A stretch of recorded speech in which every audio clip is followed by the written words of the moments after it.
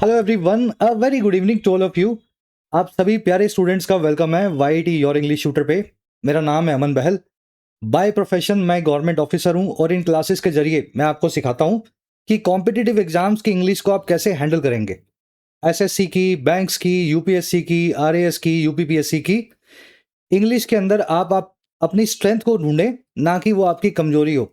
और ये काम हम करते हैं एडिटोरियल क्लास के जरिए, जिसमें आप रीड करते हुए ग्रामर को, रीडिंग को और वोकैब को, अंग्रेजी के तीनों एस्पेक्ट्स को एक साथ सीखते हैं। तो फर्स्ट एडिटोरियल द हिंदू का आज कवर करने वाले हैं। टफ कॉल इसका टाइटल है। ये आर्टिकल लिखा हुआ है एक बहुत बड़े धर्म संकट पे, जो सांप से कटने के बाद इलाज के ऊपर होता है। दवाई ऐसी है सांप काटने के बाद में कि वो दवाई से भी बहुत नुकसान आपका हो जाए, तो किसको देनी है किसको नहीं देनी है, इससे केरला नाम का स्टेट जो है बड़ा परेशान है। इंटरेस्टिंग आर्टिकल है। आइए इस क्लास को शुरू करते हैं, कुछ नया सीखते हैं।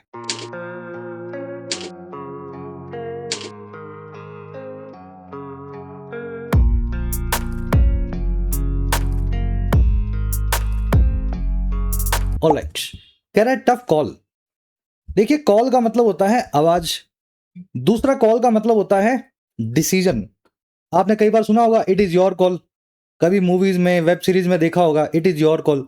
तो इट इज योर कॉल का मतलब है ये आपका डिसीजन है, अब आप जो कहोगे वही करेंगे। कह रहा है जी, अब जो कॉल है ना, केरला की सरकार को लेनी है, डिसीजन जो लेना है वो बड़ा टफ है।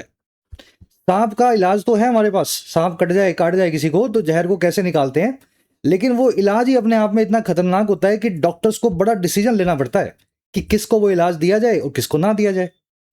चलिए टाइटल पैराग्राफ को देखते हैं। कह रहा है जी, India needs to develop rapid venom detection diagnostics. कह रहा है भारत जो है ना, उसको जरूरत है, इंडिया नीड्स। और क्या जरूरत है भाई, तू लगा के बता रहे हैं। भारत को डेवलप करने की जरूरत है, या फिर पैदा करने की, विकसित करने की जरूरत है। और किनको? ऐसे डायग्नोस्टिक्स को या जांच केंद्रों को। अंग्रेजी में डायग्नोस्टिक का मतलब होता है ऐसा एक लेबोरेटरी जहां पे आपका सैंपल जांच हो। तो ऐसे एक मेडिकल डायग्नोस्टिक्स बनाने की जरूरत है जो रैपिड वेनम डिटेक्शन करते हों, जो फटाफट आपकी ब्लड सैंपल को लेकर के ये बता दें रैपिडली कि आपकी बॉडी में वेनम है या नहीं, जिस सांप ने आपको काटा है वो जहरीला था या नहीं। चलिए, इंडिया सब्जेक्ट बनेगा, नीड्स इसकी वर्ब बनेगी। अगर आप अभी इंग्लिश में घबराते हो, स्ट्रगल कर रहे हो, प्रीलिम्स के अंदर में जो है कट ऑफ भी क्लियर नहीं हो रही, तो आप खुद से पूछ कर देखो, सेंटेंस का सब्जेक्ट और वर्ब आप नहीं पकड़ पाते हैं। और यही पहला जो है, पहली जंग है अंग्रेजी में। तो मैं चाहता हूं हर सेंटेंस के सब्जेक्ट और वर्ब पे ऊपर आप जो है नजर डालें। सारे सब्जेक्ट्स मैंने ग्रीन कलर में आपके सामने रखे हैं और उनकी वर्ब रखी गई है पिंक कलर में। तो ग्रीन और पिंक आपको मिलाते हुए चलना है अगर मैक्सिमम बेनिफिट आपको क्लास का लेना है और इंग्लिश को सीखना है तो। चलिए इस चीज को ध्यान में रखें।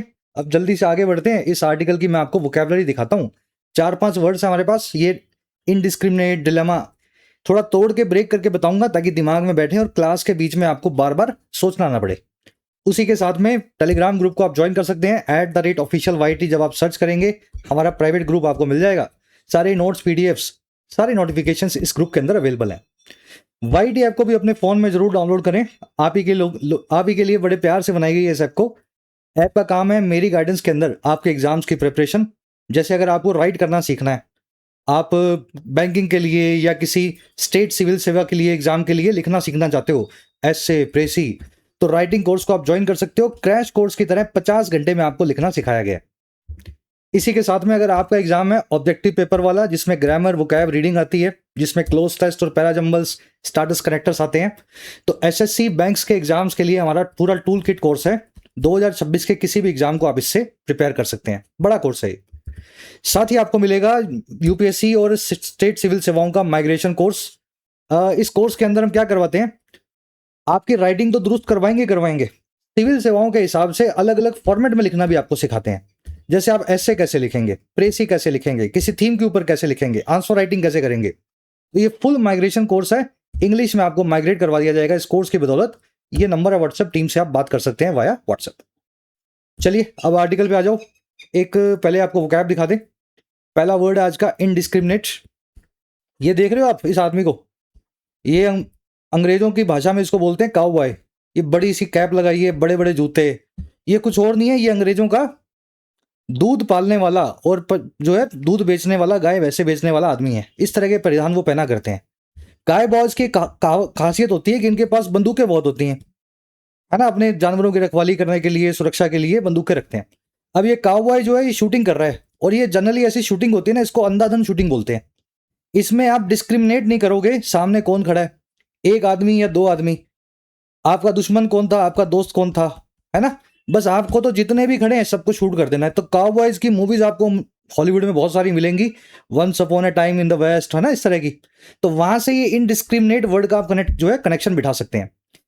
जब कोई काम अंधाधुंध तरीके से हो, जिसमें कोई डिस्क्रिमिनेशन ना हो, कोई भेदभाव ना हो, जब आप इस काउबॉय की तरह शूटिंग करने लगे, तो आप इनडिस्क्रिमिनेट कर रहे हैं, उस काम को बिना सोचे समझे कर रहे हैं। The indiscriminate use of antibiotics can lead to serious health risk. जो अंधाधुंध इस्तेमाल है एंटीबायोटिक्स का, वो ले जा सकता है आपको ऐसे हेल्थ के रिस्क की तरफ जो बड़ा सीरियस हो। तो ये अंधाधुंध वाला word you will see in today's article. इसको रैंडम, अनसिलेक्टिव, आर्बिट्रेरी और हैपहैज़र्ड भी बोलते हैं। बस अंधाधुंध करना है कोई काम, जैसे मर्जी कर देंगे, है ना, रेकलेस, हैपहैज़र्ड। और अंधाधुंध का बिल्कुल उल्टा होता है जब आप सोच करके केयरफुली किसी काम को करें, केयरफुल हो, डिस्क्रिमिनेटिंग हो या जुडिशियस हो। जुडिशियस के अंदर आप जज साहब की तरह बड़े समझदार हो जाते हैं, ऐसी फायरिंग नहीं करते हैं आप उसी को फायर करेंगे जिसको आपको, है ना, आपका ऑब्जेक्टिव है फायर करना। चलिए, ये वर्ड आर्टिकल में आएगा आज। अगला वर्ड है अपने पास कॉलंड्रम। बड़ा कॉमन वर्ड है और बहुत सारे आर्टिकल्स में आता है, तो फटाफट इससे आगे निकल सकते हैं। इस वर्ड का मतलब होता है कोई ऐसी चीज जो इतनी पेचीदा हो, इतनी कॉम्प्लेक्स हो, जिसका हल निकालना मुश्किल हो जाए। जैसे वो कहावत है ना, मुर्गी पहले आई या अंडा पहले आया, या इन 6 रास्तों में से कौन सा रास्ता चुनोगे। तो ऐसी पहेलियां जिनका हल निकाले ना निकले, अंग्रेजी में उनको बोलते हैं कॉलंड्रम। और कॉलंड्रम के लिए 3 अच्छे वर्ड्स अंग्रेजी में, सिनोनिम्स, डिलेमा, प्रेडिकामेंट और क्वांड्री। अगर इन वर्ड्स को आसान भाषा में समझना हो हिंदी में, तो अपने इनको बोल देते हैं धर्म संकट। Balancing growth with equality remains a policy conundrum. Balance करना ग्रोथ को इक्वालिटी के साथ, बैलेंस करना विकास को असमानता के साथ, ये एक पॉलिसी का या फिर कानून का धर्म संकट है। या तो विकास तेजी से होगा, कुछ लोग बहुत अमीर हो जाएंगे, या फिर इक्वालिटी लाने की कोशिश करोगे, उससे विकास कम हो जाएगा, है ना, तो धर्म संकट है। चलिए, एक और वर्ड आएगा आज के आर्टिकल में, वल्नरेबल। देखिए, अगर आप बरसात में निकल जाएं बिना छाते के, तो आप वल्नरेबल हैं। किसके सामने? बरसात के सामने। अब आप कितने भी अमीर हो, कितने भी शक्तिशाली हो, कितने भी अच्छे या बुरे आदमी हो, फर्क नहीं पड़ता, अगर छाता नहीं है तो आप वल्नरेबल हैं टू द रेन्स। तो यही है वल्नरेबल वर्ड का मीनिंग। किसी पर्टिकुलर कॉन्टेक्स्ट के अंदर असुरक्षित या कमजोर होना कहलाता है वल्नरेबल होना। जैसे children are particularly vulnerable to environmental hazards. बच्चे जो हैं वो खास करके असुरक्षित या कमजोर होते हैं, और किसके सामने? मौसम के हैजर्ड्स के सामने, या मौसम के नुकसानों के सामने। हैजर्ड क्या होते हैं? एनवायरमेंटल हैजर्ड्स, जैसे धुआं, पोल्यूशन, इस तरह की चीजें एनवायरमेंटल हैजर्ड्स हैं। कहीं रेडिएशन फैल गया, सूरज की जो किरणें हैं, रेडिएशन है, यूवी, अल्ट्रावायलेट, वो भी एनवायरमेंटल हैजर्ड है। तो बच्चे जो हैं खास करके कमजोर या असुरक्षित होते हैं इसके सामने। तो वल्नरेबल वर्ड को हिंदी में कोई इसका साफ साफ सीधा सीधा सिनोनिम है नहीं, इसलिए थोड़ा घुमा के समझाना पड़ता है। इसको आसान भाषा में समझे तो डिफेंसलेस या मजबूर बोल सकते हैं। ससेप्टिबल इसका एक बहुत अच्छा सिनोनिम है वल्नरेबल का। वल्नरेबल का उल्टा होता है जब किसी चीज के सामने आप बिल्कुल पैक्ड हो, आपको कुछ फर्क ना पड़े उससे, यानी आप इम्यून या रेजिस्टेंट हो। जैसे छाता लेके बरसात में गए हैं, तो बरसात से इम्यून है या रेजिस्टेंट है। चलिए, ये वर्ड आप आर्टिकल में देखेंगे। एक और वर्ड आएगा आज, डिप्लॉयमेंट। बहुत बार ये वर्ड आता है। डिप्लॉयमेंट का मतलब होता है तैनाती। जो चीज जिस काम के लिए बनी हो और आप उसको वहीं पे लगा दें, एक्शन के लिए पोजीशन कर दें, तो आपने उसको डिप्लॉय कर दिया। जैसे पैसा बना है इन्वेस्ट होने के लिए या खर्च करने के लिए, फौजी बना है बॉर्डर पे खड़ा होकर के आपकी सुरक्षा करने के लिए। तो पैसे को अगर आपने इन्वेस्ट किया, फौजी को बॉर्डर पे भेजा, तो पैसे को भी डिप्लॉय किया, फौजी को भी डिप्लॉय किया। तो कोई भी चीज डिप्लॉय हो सकती है। The army announce the deployment of troops. Army ने अनाउंस कर दिया ट्रूप्स की, यानी फौजियों की डिप्लॉयमेंट को, तैनाती को, अलोंग द बॉर्डर, बॉर्डर के साथ साथ। और क्यों? टू स्ट्रेंथन सिक्योरिटी, सुरक्षा को मजबूत बनाने के लिए। डिप्लॉय वर्ब से डिप्लॉयमेंट नाम का नाउन बनाया गया है। You will see this word in today's article. Deployment का एक सिनोनिम है अच्छा अंग्रेजी में, मोबिलाइजेशन। इसको हिंदी में लामबंदी बोलते हैं। ये भी यही है, तैनाती जैसा ही वर्ड रखता है, मीनिंग रखता है। चलिए, अगला वर्ड, ये 4 वर्ड हो गए मेरे ख्याल। अगला वर्ड आएगा सिस्टेमिक। जब कोई चीज पूरे सिस्टम को प्रभावित करती हो, वो सिस्टेमिक होती है। जैसे भारत में करप्शन है ना, वो करप्शन सिस्टेमिक है।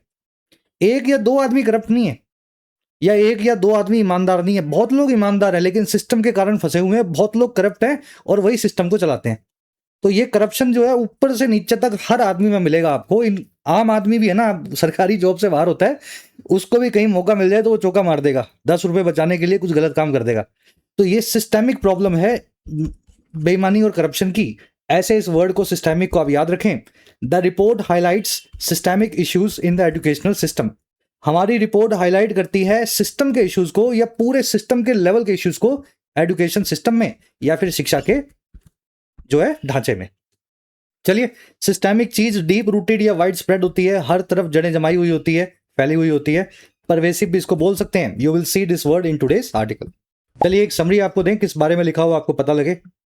देखिए, कुदरत में 15% सांप ही ऐसे हैं जो जहरीले होंगे और आप जिनके काटने पे आपको जहर बॉडी में आएगा। 85% सांप जो हैं या तो वो जहरीले होते ही नहीं है या फिर जहरीले होने के बावजूद जब वो काटते हैं तो आपकी बॉडी में जहर नहीं छोड़ते हैं। अब इन 15% केसेस में आपको एंटी वेनम दिया जाना चाहिए। एंटी वेनम वो दवाई है जो आपको देने पे सांप का जहर बॉडी से खत्म हो जाता है। लेकिन इस दवाई की समस्या है, ये दवाई इतनी खतरनाक है कि इससे बॉडी में एलर्जिक रिएक्शन होते हैं, लॉन्ग टर्म जो है प्रभावित होता है शरीर, और कभी कभी तो मौत भी हो जाती है। मतलब सांप कटने से हो ना हो, इस दवाई से कभी कभी इंसान की मौत हो जाती है। तो डॉक्टर क्या है, हमेशा इस गैस वर्क में रहता है कि आपको जिस सांप ने काटा है उसने आपकी बॉडी में जहर छोड़ा या नहीं छोड़ा। अगर छोड़ा तो एंटीवेनम देगा, नहीं छोड़ा तो नहीं देगा। अब इस गैस वर्क की वजह से, इस दवाई के इतने खतरनाक होने की वजह से कभी कभी ऐसे वाले केसेस में भी डॉक्टर आपको एंटीवेनम नहीं देता जिसमें देना चाहिए था। तो एक तो दवाई लिया उससे मौत होगी, डॉक्टर ने गैस किया दवाई नहीं दी तो उससे भी मौत होगी। तो हमारा आर्टिकल कह रहा है कि ये सिस्टम ही खराब है।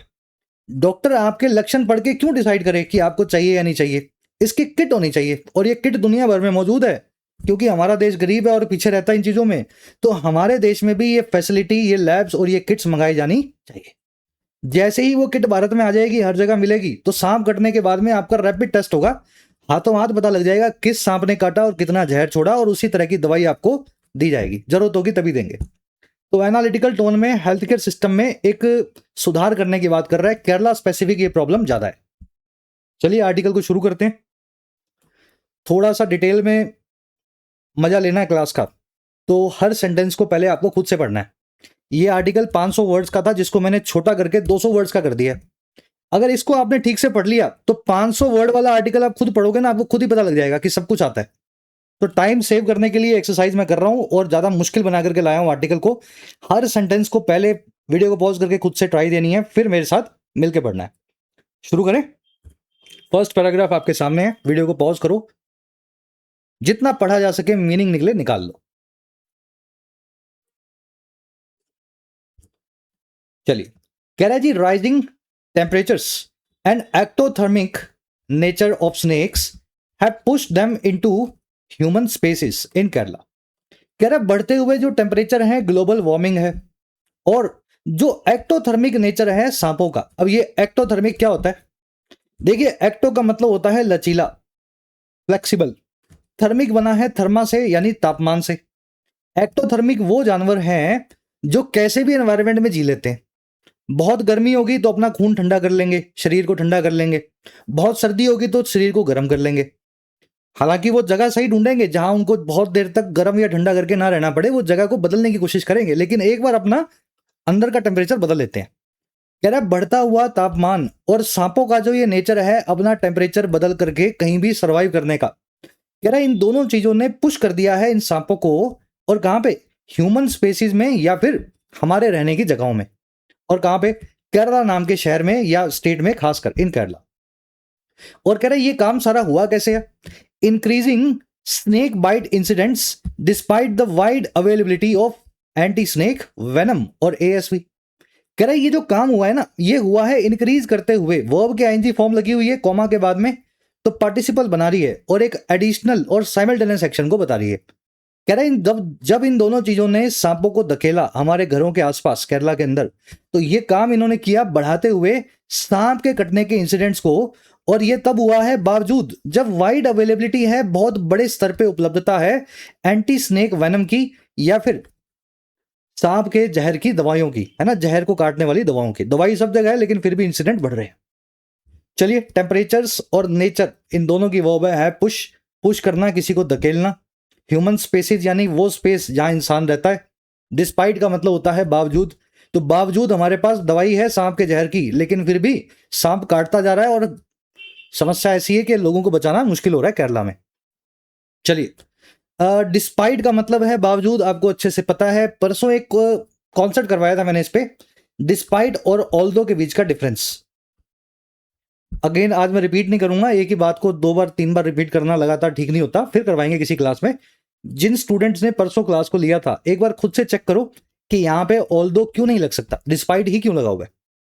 और डिस्पाइट से जुड़ी हुई एक चीज और याद रखें, डिस्पाइट अगर आपको लगाना ही है जहां पे जरूरत पड़ रही है, तो डिस्पाइट के बाद में ऑफ नहीं आता, इसका एक सिनोनिम है इनस्पाइट। इनस्पाइट के बाद में ऑफ लगता है, तो डिस्पाइट बिना ऑफ के और इनस्पाइट ऑफ के साथ, हमेशा याद रखना इन दोनों में ऑफ का फर्क है। कह रहा जी, since nearly 70% of bites involve non venomous species and many other are dry bites, doctors face a dilemma. कह रहा है सिंस यानी क्योंकि लगभग 70% जो बाइट्स हैं सांप के, जो कटने के काम है, स्नेक बाइट आप समझते हैं ना, सांप का काटना। कह रहे 70% बार जब सांप काटता है तो वो बाइट्स में इन्वॉल्व होता है नॉन वेनमस स्पीसीज, ऐसी कोई प्रजाति सांप की जिसमें वेनम ही नहीं है, जिसमें जहर ही नहीं है। और कह रहे मैनी अदर्स, दूसरे कई जो हैं वो ड्राई बाइट्स होते हैं। ड्राई बाइट्स मतलब सांप जहरीला था लेकिन काटा, उसने जहर नहीं छोड़ा आपके अंदर, बस काट के भाग गया। कह रहे क्योंकि ये पूरा मामला है, 70% सांपों में तो जहर ही नहीं है, और बाकी जिनमें जहर है बहुत सारे केसेस में वो जहर छोड़ता नहीं।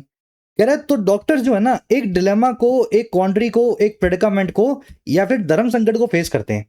और क्या धर्म संकट ये है जी, as indiscriminate ASV use can trigger fatal anaphylaxis. कह रहे डिलेमा ये है कि जो इनडिस्क्रिमिनेट या अंधाधुंध ASV का इस्तेमाल है, इस एंटी स्नेक वेनम ड्रग का जो इस्तेमाल है, ये ट्रिगर कर देता है कभी कभी फेटल यानी जानलेवा एनाफिलैक्सिस को। एनाफिलैक्सिस एक हाइपर सेंसिटिव रिएक्शन है बॉडी के अंदर, दवाई खाने की वजह से आपकी मौत हो जाएगी, आपकी ना हो, भगवान ना करे किसी की भी हो, लेकिन ये वेनम, जहर को काटने के लिए दवाई आप लोगे, लेकिन ये दवाई इतनी खतरनाक है कि ये बॉडी में एलर्जिक रिएक्शन करेगी, सांस आनी बंद हो जाएगी।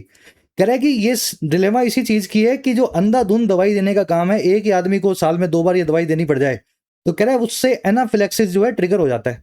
कह रहा है जबकि while delayed treatment risks irreversible tissue damage, और अगर ट्रीटमेंट डिलेड हो जाए, दवाई ना मिले टाइम पे, तो उससे रिस्क पैदा हो जाता है ऐसी टिश्यू के डैमेज का, या अंदर के अंदरूनी चीजों की मौत का, जो इरिवर्सिबल है, जिसको बाद में सही नहीं किया जा सकता, है ना। अंदर किसी का लिवर खराब हो गया, किसी का किडनी खराब हो गया, सांप का जहर दिया आया था बॉडी में लेकिन दवाई नहीं मिली, तो ये डिलेमा डॉक्टर्स के सामने रहती है कि कैसे बार बार जो है कोई आदमी सांप कटने पे आ रहा है तो उसको कैसे ट्रीट करें। चलिए, 70% की वर्ब है इन्वॉल्व, अदर्स की वर्ब है आर, डॉक्टर्स की वर्ब है फेस, सब्जेक्ट वर्ब मिला रहे हैं हम। डिलेमा आपने देख लिया, धर्म संकट को बोलते हैं।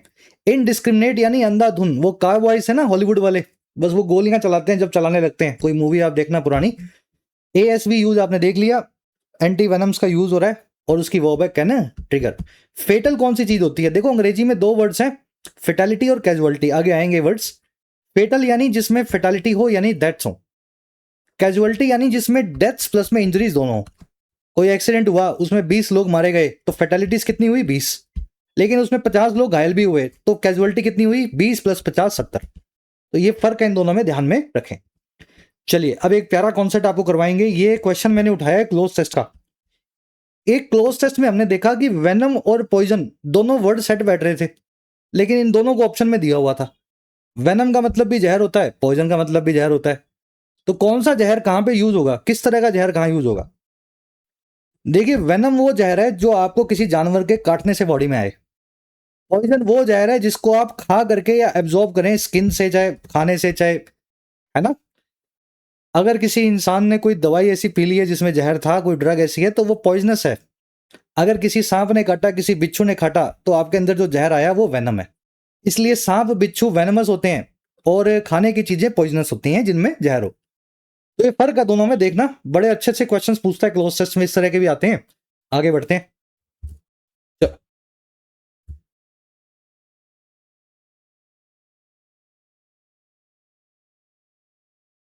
पढ़ना है खुद से, छोटा करके लाया हूं आर्टिकल, टाइम सेव होगा, लेकिन इसको तो पढ़ लेना, इसमें बिल्कुल वो मत करना है ना, आलसी बना मत दिखाना। कह रहा है the absence of rapid venom detection diagnostics forces reliance on syndromic approach. कह रहा है जो एब्सेंस है या ना मौजूदगी है रैपिड वेनम डिटेक्शन डायग्नोस्टिक्स की, डायग्नोस्टिक मैंने आपको बता दिया, जांच की फैसिलिटीज, रैपिड वेनम डिटेक्शन बिल्कुल वही है, कोविड में जैसे यूज करते थे हम रैपिड टेस्ट किट्स, है ना। कह रहा है जो एब्सेंस है ना इन डायग्नोस्टिक सेंटर्स की या इन किट्स की भारत में, ये फोर्स करती है, मजबूर करती है हमारी रिलायंस को, निर्भरता को, और किस पे, एक ऐसी अप्रोच पे जो सिंड्रोमिक है। सिंड्रोमिक मतलब जो आपके सिम्टम देख करके हो। डॉक्टर आपसे क्या करता है, आपके सिम्टम पूछता है सांप कटने के बाद, पहले पूछेगा सांप कैसा था, कितना लंबा था, काटने के बाद कौन सी आवाज की, मर गया है जिंदा है, कौन से एरिया में था, गीला था, सूखा था, काला था, गोरा था। तो ये फिर आपके सिम्टम पूछेगा आपसे, चक्कर आ रहे हैं आपको, उल्टी आ रही है, तो कह रहा है क्योंकि ये किट भारत में है नहीं, तो डॉक्टर क्या है अंदाजा ही लगाता रहता है आपसे पूछ के कि क्या काटा। कह रहा है जी which remains a systemic flaw, जो बना हुआ है आज भी हमारे सिस्टम का एक फ्लॉ या कमी, अंग्रेजी में FLAW, फ्लॉ का मतलब होता है शॉर्टफॉल या कमी। कह रहा है जी specially when coupled with gaps in ICU capacity, ventilator support and clinical training. और ये खास करके तब होता है जब ये पूरी चीज कपल्ड विद हो, जुगाड़ में, जुगलबंदी में हो, या साथ में मिलके आए उन सभी गैप्स के जो है ICU की फैसिलिटी में, वेंटिलेटर सपोर्ट में और क्लिनिकल ट्रेनिंग में। तो ना ढंग से ICU है गांवों में, ना वेंटिलेटर्स हैं, ना कहीं ढंग की ट्रेनिंग होगी, ये सब मिल करके ये अप्रोच जो है ना बड़ी जानलेवा हो जाती है जिस आदमी को सांप काटे उसके लिए। चलिए, एब्सेंस ऑफ दीज डायग्नोस्टिक्स, इसकी वर्ब है फोर्सेस, ये एब्सेंस हमें फोर्स करती है। विच की वर्ब है रिमेन्स, विच आया है जो है सिंड्रोमिक अप्रोच के लिए। सिस्टमिक यानी जो सिस्टम से जुड़ा हो, फ्लॉ का मतलब होता है कमी, डेफिशिएंसी या लैकुना, किसी चीज में कमी होती है ना, उसके लिए बढ़िया वर्ड अंग्रेजी में लैकुना। कह रहा है जी India accounts for nearly half of global snake bite cases. कह रहा है भारत जो है ना वो अकाउंट फॉर करता है या जिम्मेदार है, हिसाब देने वाला है, लगभग 50% या हाफ पूरी दुनिया में सांप के काटने के केसेस का। 100 अगर सांप पूरे शहर, पूरी दुनिया में पूरे साल में काटते हैं तो 50 सांप भारत में लोगों को काटे होते हैं। कह रहा है जी with agriculture workers and children most vulnerable, और ये सारा काम होता है एग्रीकल्चर वर्कर्स के, किसान जो खेती में काम करने वाले हैं उनके, और बच्चों के सबसे ज्यादा वल्नरेबल होने के साथ ही, सबसे ज्यादा सांपों के सामने कमजोर होने के साथ ही सबसे ज्यादा इनको ही काटते हैं। कह रहा है जी Kerala's measures such as making snake bite a notifiable disease and launching Sarpa programme mark progress in prevention and awareness. कह रहा है फिर केरला स्टेट में समस्या ज्यादा है और वहां कई मेजर्स उठाए गए हैं, कदम उठाए गए हैं, जैसे कि बना देना स्नेक बाइट को, सांप के दंश को, एक ऐसी डिसीज जो नोटिफाइड है केरला में। नोटिफाइबल डिजीज मतलब इस एरिया के अंदर वो डिसीज के बारे में सारी इंफॉर्मेशन सबको, डॉक्टर्स को दी जाएगी, हर जगह उसका इलाज होगा, हर जगह उसकी दवाई होगी, नोटिफाइड कर दिया गया। तो केरला ने ऐसे मेजर्स उठाए हैं, और साथ में इन्होंने लॉन्च भी कर दिया है सर्पा प्रोग्राम को, इसकी फुल फॉर्म कुछ होगी, सर्पा सांप से बना हुआ है। कह रहे ये दोनों मेजर्स ये मार्क करते हैं, निशान दिखाते हैं या निशान बनते हैं प्रोग्रेस का, उन्नति का या विकास का, सांप से प्रिवेंशन में और अवेयरनेस में। चलिए, केरला मेजर्स की वो है मार्क, मेजर्स मार्क प्रोग्रेस, और कुछ इसमें देखने वाला है नहीं, है ना, बाकी सब देख लेना। इंडिया की वो है अकाउंट्स फॉर, ऊपर वाले में अकाउंट फॉर करना, किसी चीज के लिए जिम्मेदार होना या उसका हिसाब देना। चलिए लास्ट पैराग्राफ, छोटा सा पैराग्राफ है, इसमें ग्रामर कॉन्सेप्ट है, करवाएंगे फिर रैप अप करेंगे क्लास को। कह रहा है जी however persistent fatalities show that treatment systems lag behind. कह रहा है हालांकि जो परसिस्टेंट फेटालिटीज है, परसिस्टेंट आपको पता है जो परसिस्ट करे, बना रहे लगातार सालों साल। कह रहे सालों साल जो होने वाली फेटलिटीज हैं या मौतें हैं, बताया था ना आपको, फेटलिटी यानी डेथ, कैजुअलिटी यानी डेथ प्लस इंजरी। तो सालों साल केरला में होने वाली जो लगातार मौतें हैं वो हमें ये दिखाती हैं कि ट्रीटमेंट का जो सिस्टम है वो लैग बिहाइंड कर रहा है या पीछे रह गया है। लैग बिहाइंड करना यानी वक्त के साथ, समय के साथ, टेक्नोलॉजी के साथ आगे ना बढ़ पाना, तो पीछे कहीं रह गया सिस्टम। कह रहा है जी along with expanding hospital infrastructure and skilled man power, the urgent deployment of rapid diagnostics is essential to enable timely decisions। कह रहे जी साथ ही साथ इस चीज के along with, और किस चीज के, एक्सपैंड करने के, बड़ा करने के हॉस्पिटल के इंफ्रास्ट्रक्चर को और ऐसी मैन पावर को, ऐसे हेल्थ केयर वर्कर्स को, मैन पावर क्या है मतलब स्टाफ, हेल्थ केयर स्टाफ की बात हो रही है यहाँ, जो स्किल्ड है, जिसके पास कला है। कह रहा है इस काम के साथ साथ जो अर्जेंट डिप्लॉयमेंट है ना, फटाफट से जो तैनाती है, ये रैपिड डायग्नोस्टिक्स की, बाहर से किट ला करके इनको काम पे लगाने की, कह रहा है ये इसेंशियल है, जरूरी है इनेबल करने के लिए टाइमली डिसीजंस को, वक्त पे लिए जाने वाले निर्णयों को। और क्या करने के लिए? रिड्यूस अनसर्टेनिटी, कम करने के लिए अनिश्चितता को, and to improve survival outcomes, improve करने के लिए सर्वाइव करने के आउटकम्स को।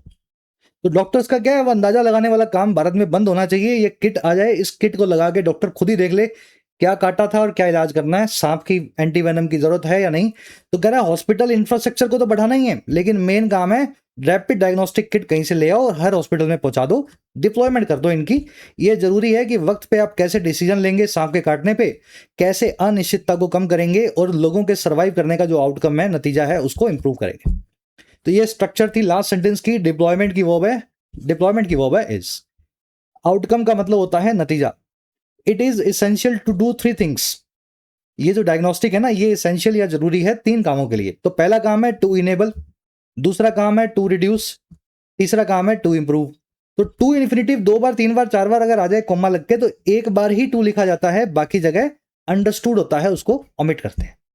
ठीक है ना, to enable, to reduce, to improve, ऐसे पूरा सेंटेंस बना हुआ है। चलिए अब एक कॉन्सेप्ट करवाएंगे आपको प्यारा सा। मैं 3 सेंटेंसेस आपके सामने रख रहा हूं, एक बार खुद से चेक करो इन सेंटेंसेस में क्या कमी है। हो सकता है कोई भी एरर ना हो, एक बार चेक कर लो।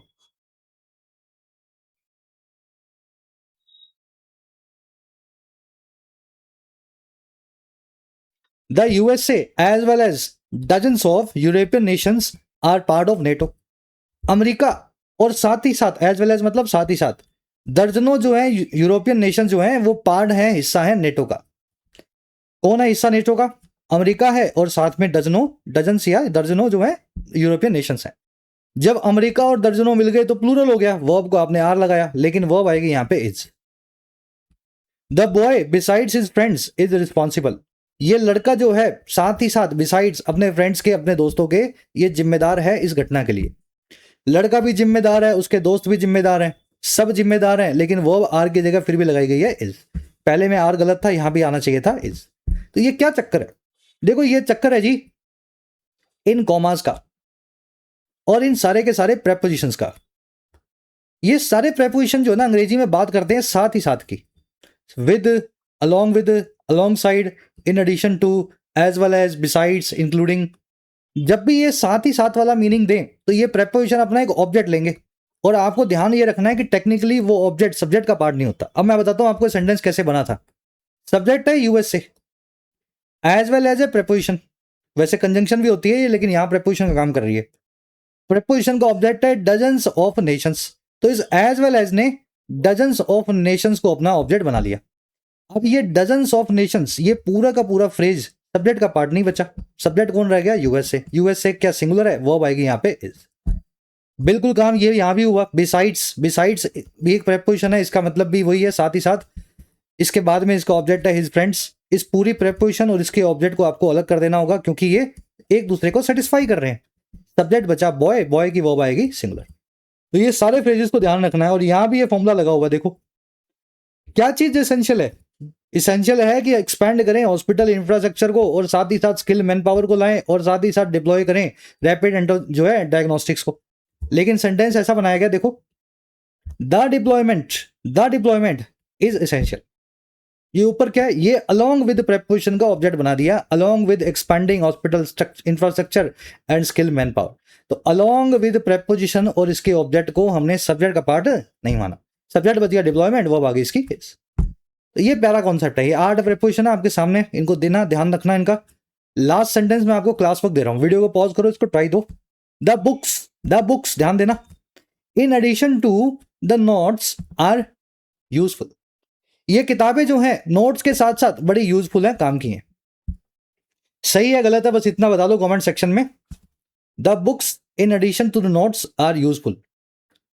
चलिए कमेंट्स में आपको फीडबैक मिलेगा, क्लास को करेंगे रैप अप। अब जो टाइम हमने सेव किया बहुत सारा, अब आप इस आर्टिकल खुद से पढ़ोगे ना, अपने आप इसका पूरा वर्जन पढ़ो, द हिंदू से आप पूरा आर्टिकल पढ़ पाओगे मेरी हेल्प के बिना। तो इस बचे हुए टाइम में कुछ क्वेश्चंस को हम अच्छे से करेंगे सॉल्व। पहला क्वेश्चन आपको दिखा रहा हूं पैराजंबल सेट का। वीडियो को पॉज करके एक ट्राई दो और सही सीक्वेंस निकालना है अपने को।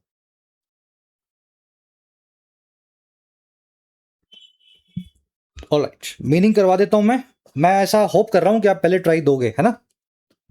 कह रहा है जी, बहुत सारे रूरल रीजन्स में या गांवों में देरी से आने वाला जो मेडिकल रिस्पॉन्स है और जो लिमिटेड या सीमित तौर पे अवेयरनेस है, अक्सर वो खराब कर देती है आउटकम्स को स्नेक बाइट के केसेस में। कह रहा है दूसरे में जैसे जैसे क्लाइमेट के पैटर्न शिफ्ट होते हैं और टेम्परेचर बढ़ते हैं, ह्यूमन का इंटरेक्शन जो है वाइल्ड लाइफ से वो ज्यादा बन रहा है फ्रीक्वेंट और अनप्रिडिक्टेबल। अनप्रिडिक्टेबल यानी जिसके बारे में पहले से पता ना हो, फ्रीक्वेंट यानी बार बार।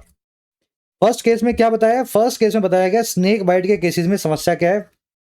सेकंड सेंटेंस में बताया गया कि क्लाइमेट चेंज का ह्यूमन के और वाइल्ड लाइफ के कनेक्शन से क्या जो है इंटरेक्शन से क्या कनेक्शन है।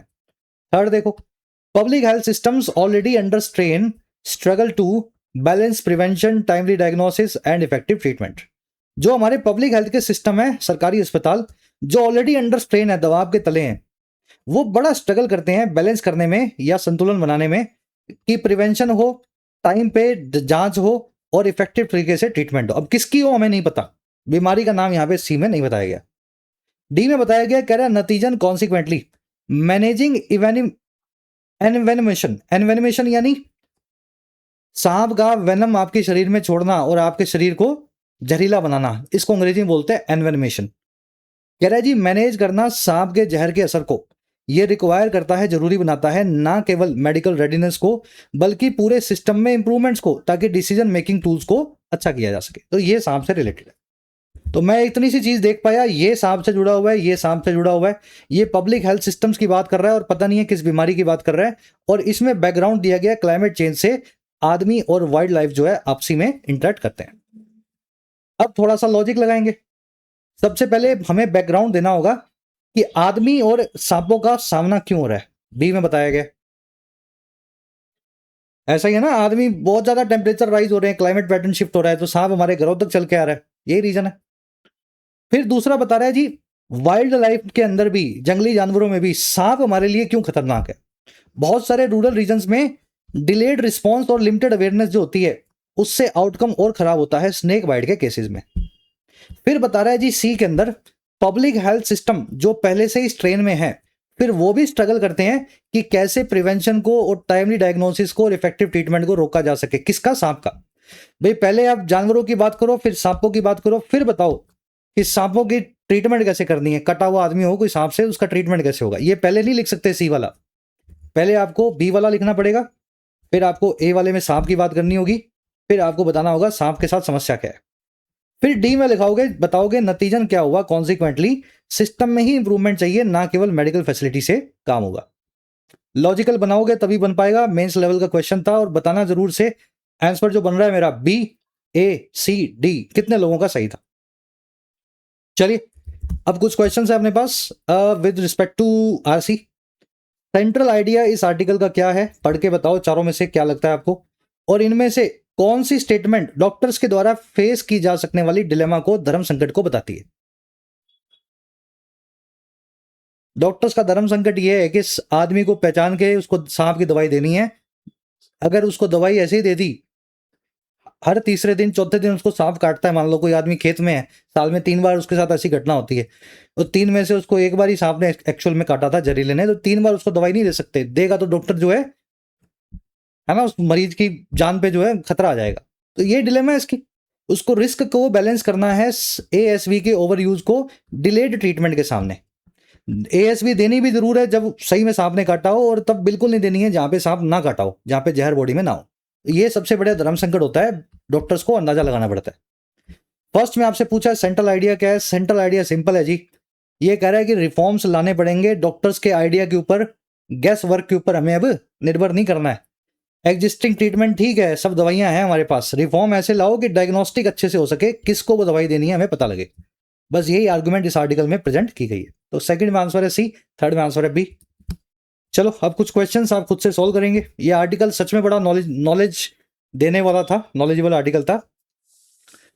आपको भी पता लग गया ना, अब जिंदगी में सांप कटता है तो किस तरह की चीज से गुजरना होता है, दवाई कितनी खतरनाक है। तो ऐसे आर्टिकल्स ही मैं चूज करने की कोशिश करता हूँ। 2 एरर्स आपको 4th और 5th में मिलेंगी, कॉमन एरर्स हैं। जो कॉन्सेप्ट्स आपने सीखे हैं इस आर्टिकल में वही यहाँ पे अप्लाई होंगे। ठीक है, करो इसको ट्राई, मैं बताऊंगा नहीं, आंसर फर्स्ट कमेंट में डाल रहा हूँ वीडियो के नीचे, चेक कर लो वहां से।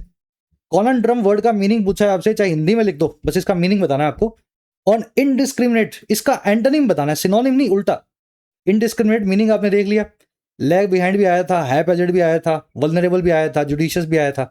तो इन चारों में से इसका एंटोनिम यानी उल्टा कौन सा बनता है? 4 से लेके 7 तक 4 क्वेश्चंस के आंसर फर्स्ट कमेंट में मैंने डाल दिए हैं, वीडियो के नीचे जाके चेक करें। आउट ऑफ 7 कितने मार्क्स मिले जरूर से शेयर करना। अपना फीडबैक, क्लास कैसी लगी जरूर से डाला करो कमेंट सेक्शन में। कोशिश करता हूं मैं सारे कमेंट्स पढ़ूं रोज जितने भी आते हैं, सभी वीडियोस पे, है ना। चलिए, अंटिल देन साइनिंग आउट।